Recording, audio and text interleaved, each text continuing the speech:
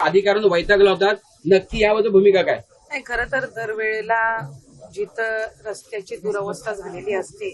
तिथं मधल्या कालावधीमध्ये नागोठण्याच्या परिसरामध्ये पेपर ब्लॉकचा वापर करण्यात आला होता. मी त्यावेळेला तिथं बैठकीमध्ये मुद्दा मांडलेला की पेपर ब्लॉक हे नॅशनल हायवेच्या किंवा स्टेट हायवेच्या रस्त्यासाठी तिथे टिकणारे नसतात. त्याचं कारण असं की तिथं जाणारी वाहतूक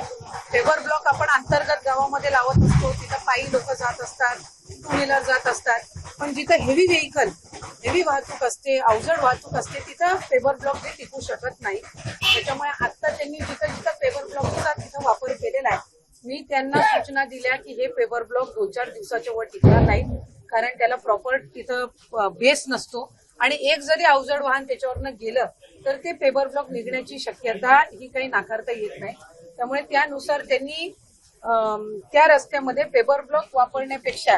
जिथं जिथं खड्डे आहेत ते बुजवण्यासाठी त्याच्यापेक्षा नवीन टेक्नॉलॉजी जी आहे, त्यांचं काही वेगळ्या पद्धतीचं त्याच्यामध्ये एक नवीन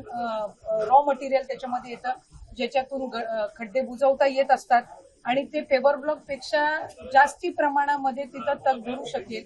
आणि पावसाळ्याच्या कालावधीमध्ये हा जो नाहकचा त्रास, खासकर नागोठण्याचा जो परिसर आहे तो असेल, सुकेळीच्या थोडा अलीकडचा असेल, कोलाडच्या इथला खाली झालेला रस्ता असेल, इथल्या ज्या परिसरामध्ये आहे तर तिथं साधारणपणे पेपर ब्लॉकचा वापर न करता त्यांनी ह्या नवीन मटेरियलचा वापर करून ते खड्डे बुजवण्यात यावे, जेणेकरून ते जास्ती प्रमाणामध्ये तिथं टिकू शकतील आणि वाहतूक ही त्या पट्ट्यातली जी खड्ड्याच्या रस्त्यामुळे तिथं त्रास नाहकचा नागरिकांना सगळ्यांनाच होतोय तो त्या ठिकाणी थांबला पाहिजे, या दृष्टिकोनातून त्यांनी ते काम करतात.